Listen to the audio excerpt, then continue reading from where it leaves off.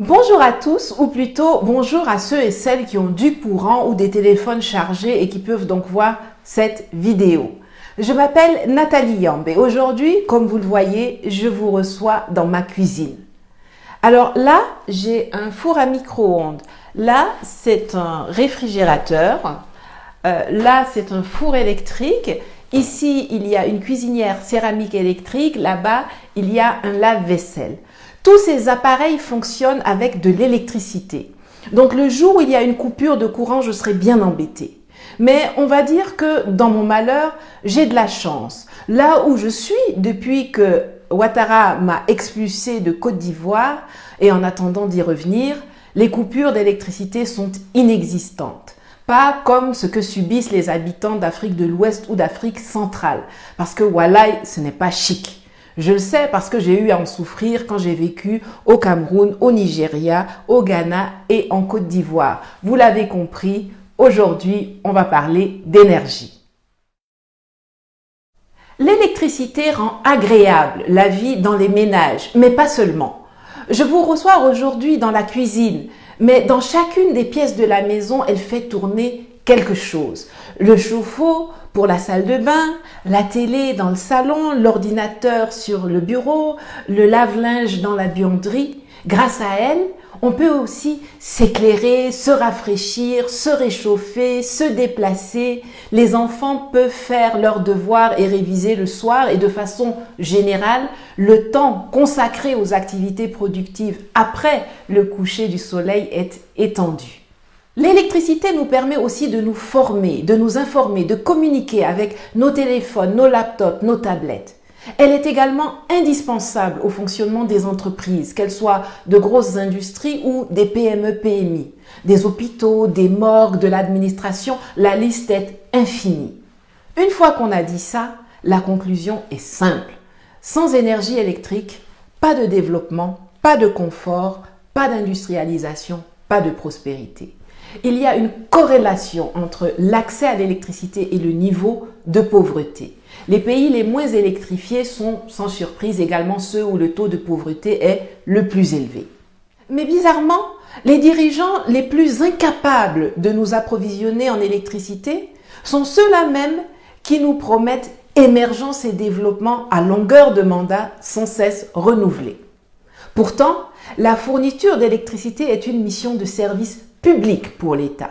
Ce qui ne veut pas dire que c'est l'État lui-même qui doit se transformer en producteur ou en vendeur, mais simplement qu'il doit s'assurer que le service est fourni aux populations, même à travers des opérateurs privés. Nos présidents préfèrent se focaliser sur la préservation des monopoles coloniaux de leurs maîtres et l'annonce de projets gigantesques qui ne voient jamais le jour ou alors très lentement, plutôt que de mettre en œuvre des solutions pragmatiques et plus faciles à réaliser, mais dans lesquelles ils ne pourront pas détourner beaucoup d'argent. Savez-vous par exemple que lorsque l'on construit un gros barrage, chaque mètre cube d'eau qui passe le barrage est facturé? Avant même que cette eau soit transformée en électricité, puis transportée et vendue aux populations, les gars ont déjà rempli leur poche avec ce droit de passage. Ils gagnent leur argent, le reste ne les intéresse pas. La préoccupation n'est pas de donner de l'électricité aux populations, mais plutôt de se faire de l'argent. Si l'objectif était de donner de l'électricité aux populations, il est incompréhensible qu'on ne développe pas plus agressivement le solaire. En RDC, il existe 2 centrales électriques, Enga 1 et Enga 2, qui pourraient approvisionner tout le pays. Mais beaucoup d'engins sont en panne, les pièces de rechange sont manquantes et au lieu d'investir dans l'entretien de l'existant, les gouvernants préfèrent aller se jeter sur le projet de Enga 3, la plus grande centrale du monde, qui leur permettrait d'exporter 7 gigawatts d'électricité sans résoudre le problème de fourniture de courant à ses propres populations qui n'en recevraient que 3 gigawatts. C'est typiquement africain cela. On est toujours en train de produire des choses pour les autres au lieu de nous occuper d'abord de nos marchés intérieurs. On fait ça avec notre agriculture et on fait ça également avec l'énergie. Toi qui n'arrives pas à t'assurer que chaque ménage dans ton pays soit électrifié, c'est toi qui es pressé d'aller vendre à tes voisins. Naweti. Mon plaidoyer d'aujourd'hui sera pour que nous prenions conscience de l'urgence de la conquête de nos libertés et justice énergétiques et pour la transformation de notre stratégie d'accès à l'électricité pour enfin sortir de l'obscurité et de l'obscurantisme. Premièrement, et ça ne va pas plaire à tout le monde, il faut se décomplexer. Je suis toujours effarée par la propension des Africains à reprendre à leur compte les problèmes des autres et à répéter ce que les autres disent sans regarder si ça les arrange ou pas. J'ai expliqué dans ma vidéo de la semaine dernière que l'école francophone formait des perroquets et il va falloir que cela change rapidement sinon on est foutu. Je vous mets le lien de la vidéo là pour que vous alliez la regarder à la fin de celle-ci si vous ne l'avez pas déjà fait. Pendant que j'étais à Sochi lors du sommet Russie-Afrique, j'ai assisté à la signature d'une convention d'achat et de construction de centrales nucléaires entre le Rwanda et la Russie. Cela m'a valu des discussions animées avec Peter, un ami du Parti socialiste suisse qui s'est ému de ce que j'applaudisse cela alors que l'on doit aller vers les énergies propres. L'Europe, même la Chine, mais parlons de l'Occident, s'est développée grâce au charbon. Aujourd'hui que tous leurs habitants, même dans les coins les plus reculés, ont de l'électricité, ces gens se lèvent et viennent nous dire que le charbon c'est pas bien, le charbon c'est sale, le nucléaire c'est dangereux et qu'il faut qu'on passe à tout prix tout de suite aux énergies vertes renouvelables.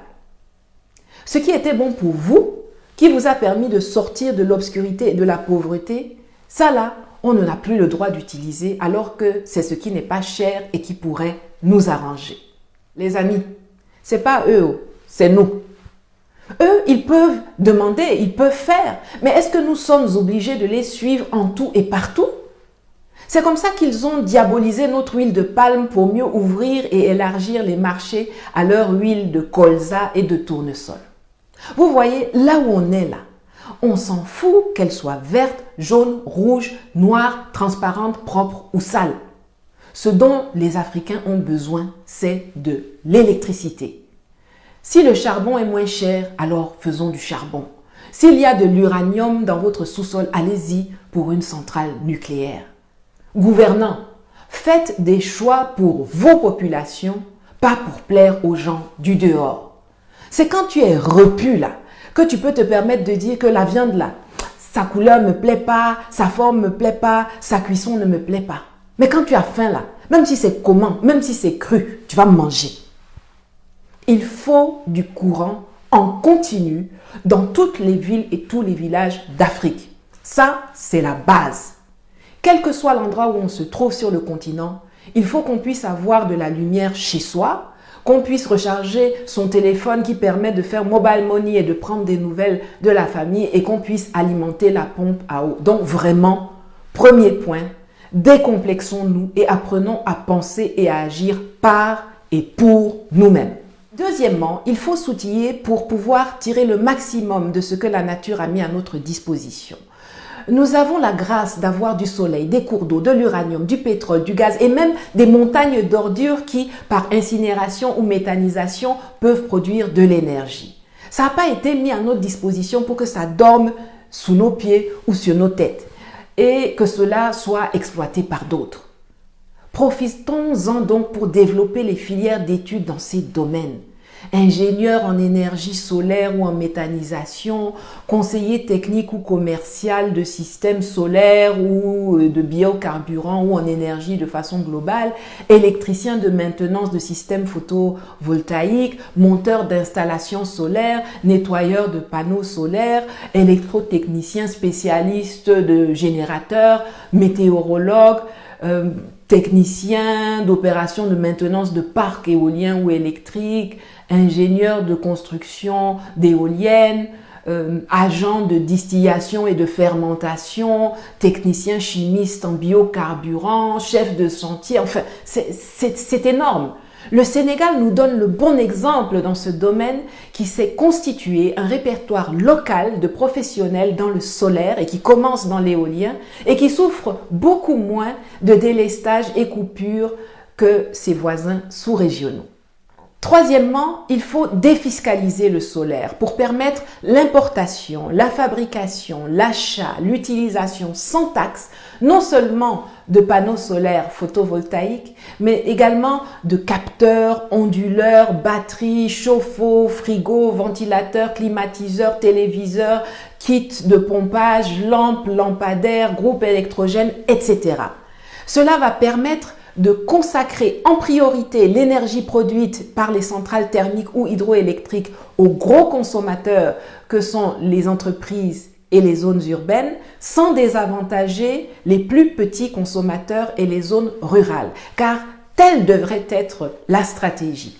Les réseaux centralisés pour alimenter les industries et les villes, les mini-réseaux autonomes ou les petites centrales pour les petites agglomérations et les installations individuelles pour les populations et villages isolés. Savez-vous qu'au Nigeria, par exemple, les groupes électrogènes fournissent 10 gigawatts d'énergie électrique là où la Compagnie nationale d'électricité n'en fournit que 6? Ma visite au propriétaire d'une entreprise de production d'énergie solaire en Israël, dont la sublime villa dans un quartier de résidence luxueuse sur les hauteurs de la ville de Haïfa était entièrement alimentée par du solaire, m'a convaincu de la pertinence de cette vision. Et puis, quand on voit comment on se précipite pour faire des plantations de cacao, d'EVA, de bananes, et qu'on accorde des exonérations à tout va aux exportateurs, alors pourquoi ne pas encourager les plantations privées de panneaux solaires et accorder des privilèges similaires à celles et ceux qui investissent dans ces fermes et mini-réseaux? Quatrièmement, il faut décentraliser et effectivement libéraliser le secteur. Pas seulement dans la production, mais également pour la distribution. Les compagnies distributrices dans nos pays, confortablement installées dans la sécurité de leur monopole et de leurs concessions qui s'étalent sur plusieurs décennies, n'investissent pas dans l'entretien et le développement du réseau. Il faut impérativement libéraliser la vente et la distribution d'électricité et cesser de rendre le citoyen captif d'une seule entreprise. La concurrence a toujours été bénéfique aux consommateurs. Si ce dernier a le choix entre plusieurs opérateurs, cela contraindra ces derniers non seulement à être compétitifs au niveau des prix, mais également au niveau de la qualité du produit et du service. Un autre corollaire de cette mesure est le fait que cela créera des opportunités d'affaires pour les entrepreneurs locaux qui pourront donc devenir des acteurs et pourquoi pas des champions du secteur en solo ou grâce à des joint ventures. Et ne venez pas me dire qu'il est obligatoire d'avoir une compagnie nationale d'électricité ou un seul distributeur. C'est faux. Contrairement à ce qu'on veut vous faire croire, il n'y a pas de ressources stratégiques pour un pays, mais une gestion stratégique de ses ressources. Il faut arrêter de prendre exemple sur la France, qui elle-même est un pays du tiers-monde européen, et s'inspirer des meilleurs. Regardez l'Allemagne qui, depuis la fin de la Deuxième Guerre mondiale, a fait de la remunicipalisation du secteur de l'électricité et notamment des services de distribution la colonne vertébrale de l'autogestion locale. Il existe 970 entreprises de distribution et les conseils municipaux ont la latitude de changer d'opérateur au terme d'une concession ou même avant si un référendum communal citoyen en décide ainsi. Et il n'y a pas délestage en Allemagne des... Pour les Occidentaux, l'Afrique ne doit jamais sortir de l'ombre, au propre comme au figuré. En dépit de tout ce qu'ils disent, ils ne vont jamais volontairement nous permettre d'accéder à l'autosuffisance énergétique. Il va falloir qu'on lutte pour y arriver. Et il faut savoir une chose, notre développement va nous coûter plus cher que le développement des Occidentaux leur a coûté. Je m'explique. Souvent, on lit leurs bandes dessinées, mais on ne comprend pas que c'est leur histoire qu'ils racontent sous une forme ludique. Vous connaissez Lucky Luke, n'est-ce pas? Ça synthétise l'histoire du développement de l'Amérique. Les USA se sont développés grâce au pétrole, entre autres. Mais à l'époque, c'est à la pioche que les gars allaient forer le pétrole. Et c'est souvent des prisonniers qu'on assignait à ce travail. Les Dalton, ça vous parle, non? Si les Américains ont pu devenir des géants du pétrole en piochant des trous, pourquoi est-ce que nous devrions obligatoirement avoir recours aux machines ultra sophistiquées qu'on nous facture à 4 000 $ de l'heure pour exploiter le nôtre? Je ne dis pas qu'il faut qu'on retourne à l'âge de pierre, mais je dis cherchons ce qui nous arrange et tournons-nous plus vers les Asiatiques qui ont fait montre d'une immense capacité à créer des outils adaptés à leurs besoins et à leurs poches pour se propulser dans le développement. Parlons avec eux, inspirons-nous d'eux, commerçons avec eux et à terme, créons nos propres outils. Nous savions si bien le faire avant que l'esclavage et la colonisation ne viennent nous faire passer de précurseurs à derniers de la classe. Reprenons notre place. Le combat pour notre émancipation est multiforme. Je vous parle régulièrement du pacte colonial qui perdure jusqu'à présent. J'ai eu le plaisir d'entendre l'autre jour l'épouse de l'ex-président tchadien Hissène Habré confirmer ce que nous disons depuis toujours, mais qui nous a trop souvent valu d'être taxés de complotisme alors que les faits et les documents sont là. La France interdit aux pays du Sahel, à ses ex-colonies, d'exploiter leur sous-sol. Le Niger a de l'uranium. Mais si ce n'est pas Areva qui vient l'exploiter pour le mettre à la disposition des populations françaises, alors l'uranium doit rester dans le sol. Le Niger n'a pas le droit de négocier avec un autre pays pour venir construire une centrale nucléaire sur son territoire. Ces pays sont-ils libres de choisir leur politique énergétique? La question est posée. Le néocolonialisme, comme ses ancêtres, se maintient dans nos vies grâce à la destruction de notre histoire et de nos traditions et à la déconstruction structurellement pensée et mise en place de notre système scolaire, éducatif, monétaire, agricole, économique, militaire et bien évidemment énergétique. Aujourd'hui, j'espère vous avoir ouvert les yeux sur les enjeux de ce secteur et vous avoir proposé des solutions aux délestages, pannes et pénuries de courant qui empoisonnent votre quotidien et nous retiennent au fond du trou.